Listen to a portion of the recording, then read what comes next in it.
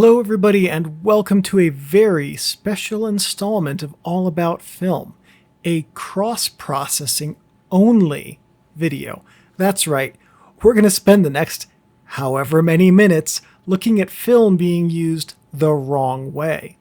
So this video discusses Kodak Vision 3 5207, which is 250D, and looks at how to use it incorrectly, the film's characteristics when used incorrectly, and lots of sample images. We're going to skip the technical details because since this film is being used wrong, they don't really apply a lot of them. We'll touch on a few. So this video is going to look exclusively at how 5207, which is what we're going to call this stock throughout the video, works as a black and white film. 5207 is a medium film available in 16mm, 35mm, and 65mm formats. 16mm comes in lengths of 100 and 400 feet. 35mm is available in 200, 400, and 1000 feet. And 65mm is available in 400, 500, and 1000 feet. Also, the 16mm is sold as 7207, not 5207, and those quantities are based on what Kodak themselves sell, not what other people are buying bulk, respooling into 100-foot lengths or cassettes, and then reselling themselves. My first and most important tip to you: do not send this stock to your lab. The Remjet backing will mess up their machines, and it will ruin your film, and it will ruin every other roll of film that comes through that machine after this one. Remjet is this thick carbon black back on the film. It's the anti-halation layer. It's wonderful at its job. It's a bunch of little tiny carbon black particles that are suspended in I think it's a water-soluble sort of emulsion of its own. I don't know the exact chemistry behind how the Remjet's suspended or applied, but basically what it does, it absorbs so much light. And then, that's great, but when it comes off in these tiny little particles because it is just tiny little particles.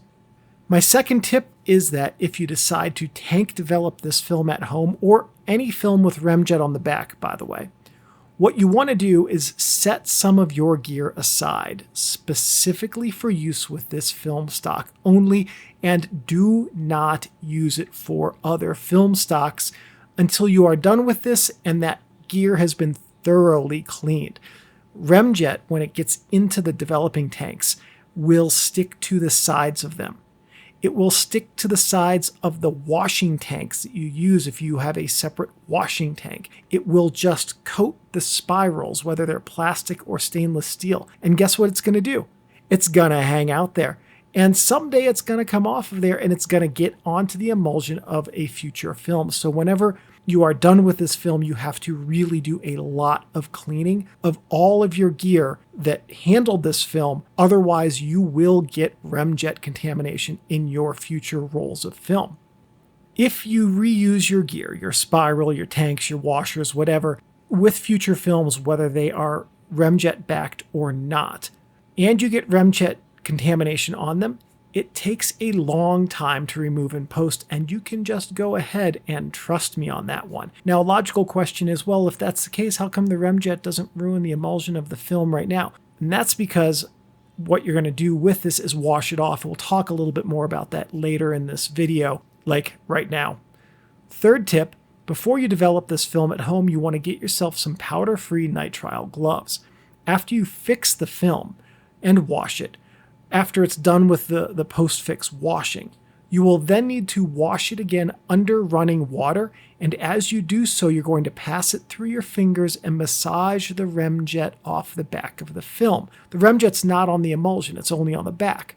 And there is a chemical means of removing the Remjet, but I did not try it because I like to minimize the chemicals that I use in my film photography.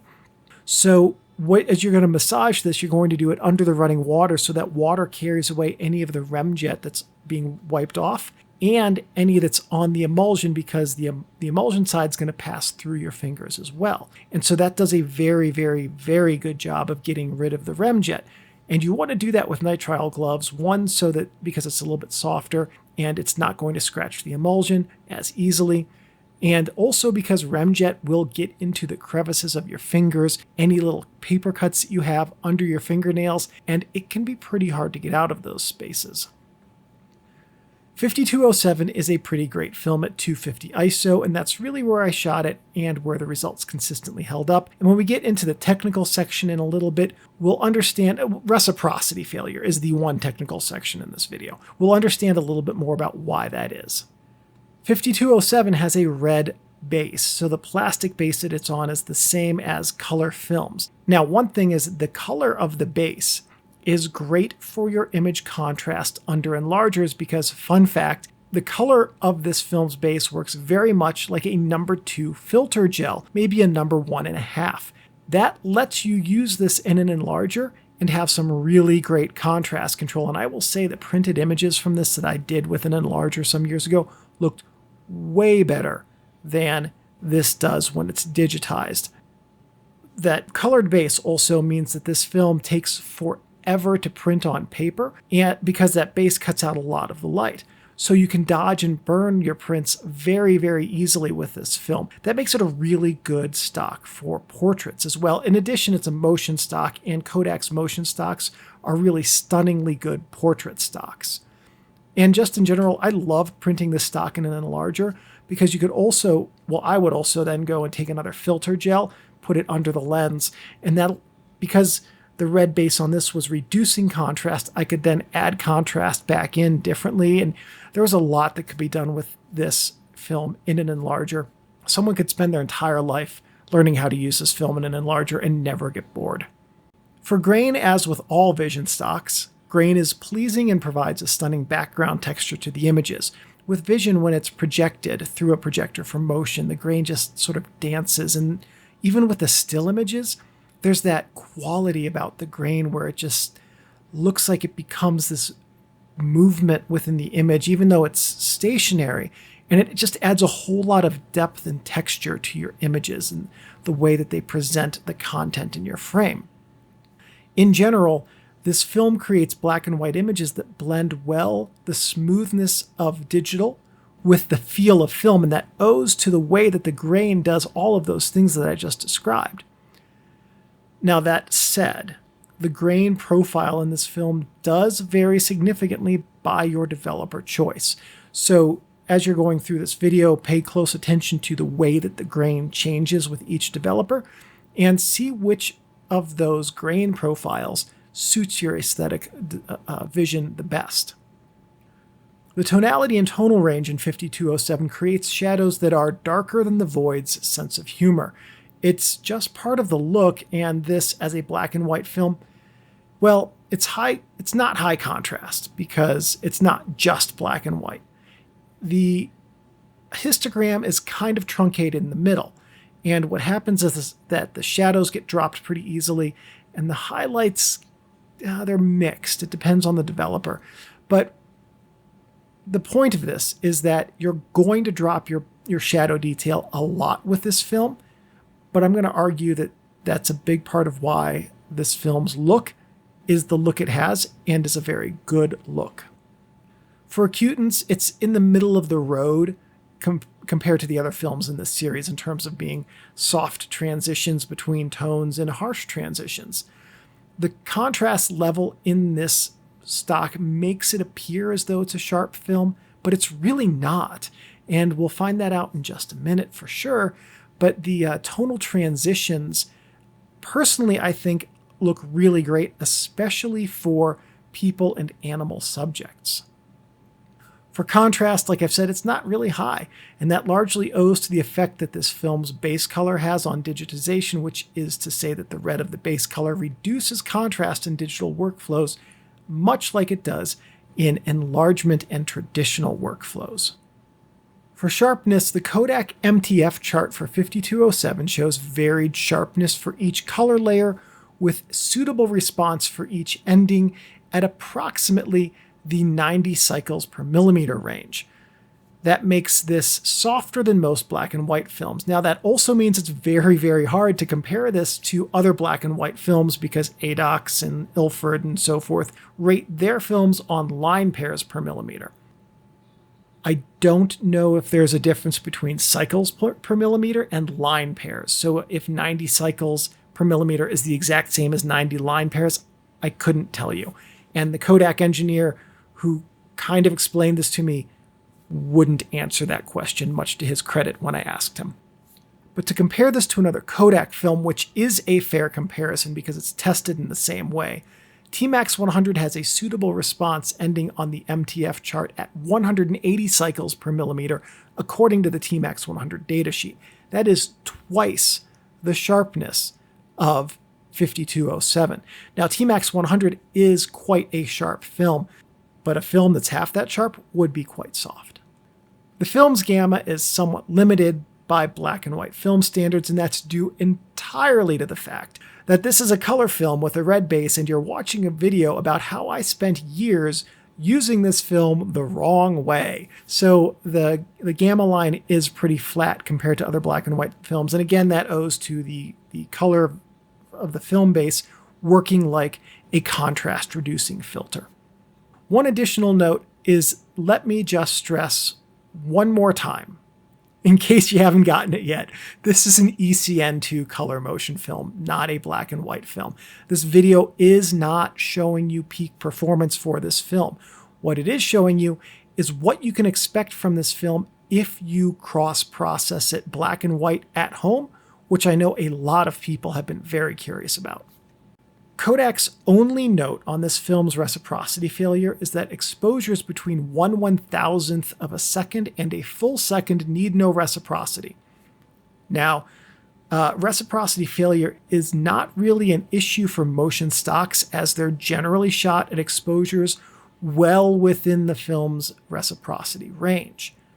So, if you plan to use this film for still work and long exposures especially, or even somewhat fast exposures, for long exposures you should plan to double your exposure time at least beyond a second. This film is pretty tolerant to overexposure, so err on the side of more.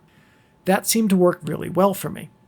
For faster times, you should probably add about a third to a half of a stop. And faster than 1/1000th of a second, there's a whole lot of cameras that can do that. So just be mindful of that very, very short range of reciprocity for this film. Kodak, this being a motion stock that's intended to be used by professionals and not by me, does not provide development latitude information because, in general, this stock won't be getting pushed or pulled when it's used by the people for whom it's made. The massive development chart provides times for this film for 100 and 250 ISO. There are 4 times total. I'm pretty sure that I submitted 3 of them, and yeah. Anyway, in most cases with this film, since so little development data is available, what I did some testing on it. I figured, well, there's got to be something that's equivalent. So I took a roll, I took a bunch of stupid test shots, whatever, of my front yard, and then I cut it into pieces and developed it at different times for different Kodak films. TMax 100, Tri-X, TMax 400, I forget the rest. I think there were 4 or 5. This was like 6 years ago, so I don't remember all the details, but what I do remember is that at 250 ISO, the TMax 100 developing time for whatever that chemistry was fantastic. And so I just said, okay, cool. I'm going to use the TMax 100 time from the massive development chart and hope that works. And guess what? 100% of the time, or darn near, shooting this at 250 ISO and then using the TMax 100 development time, spot on development. So that would be a good way to figure out how to push and pull this film if you would like, because you can look at your chemistry, the TMax development time, and if there are push and pull data for TMax, you can use those with an equivalent number of stops up and down with this film. I wouldn't recommend doing an entire roll like that, but maybe a short roll, like a 12 exposure roll, to test and see if that holds up. I primarily shot 5207 at 250 ISO. I pulled it to 50 ISO 1 time and pushed it to 400 3 times. This is not your best choice for pushing. Pulling did work a little bit better. And that's because this film consistently showed that it was pretty tolerant to overexposure when I used it as a still film. I tried 17 chemistry concentration sensitivity combinations with 5207, which I know is not very many for this channel. I most liked, very much to my surprise, Ilfosol 3 at a concentration of 1+60 for stand developing. Would not have predicted that ever. As a side note, this batch of All About Film videos has really given me reason to question my long-standing dislike for Ilfosol 3 because so many of the recent films have looked great in it, so maybe I've been wrong to hate it for all these years. Anyway, for this film, stand developing in Ilfosol 3 gave the negatives the smoothest look that I obtained from them, and I really liked it, even though contrast was pretty flat. A close second to Ilfosol 3 at stand concentration was Rodinal 1+75, not stand developed. There was agitation for however many minutes. I don't have that data in front of me. I'm reading a script. And that created wonderful shadows and wonderful grain. And lastly, in the top three, Fomadon LQP 1+10.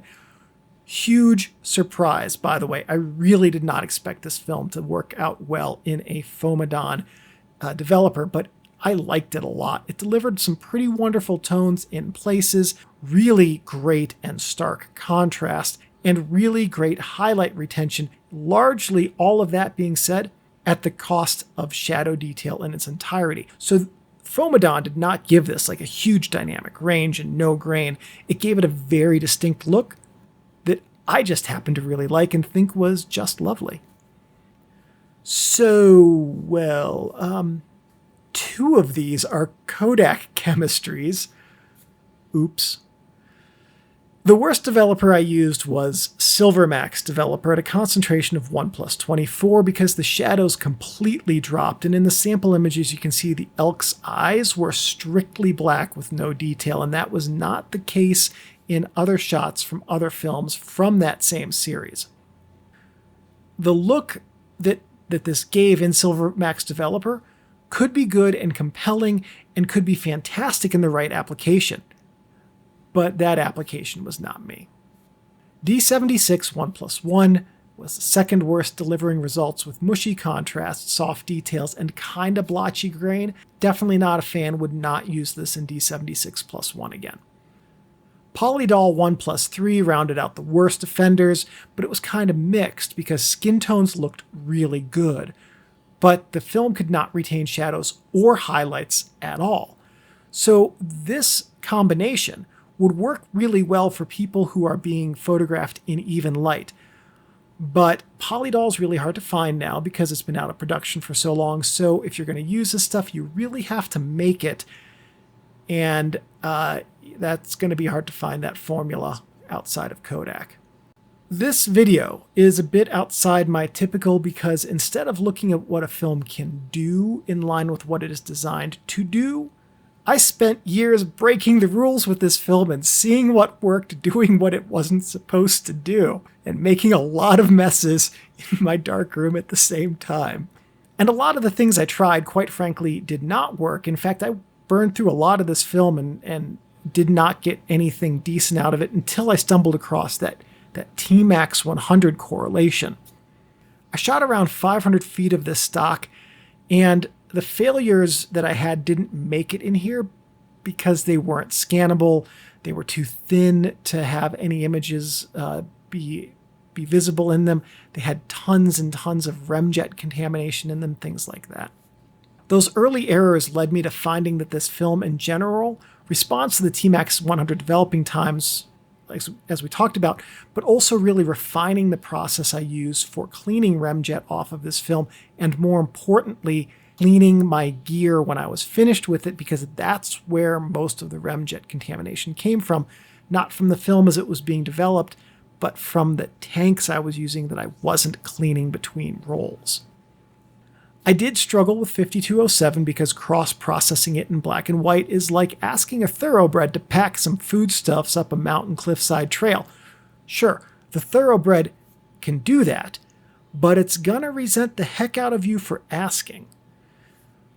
A major advantage to the motion stocks from Kodak, and one that catches people's eyes all the time, is that they are cheap. I filmed this video that you're watching right now at the beginning of 2022.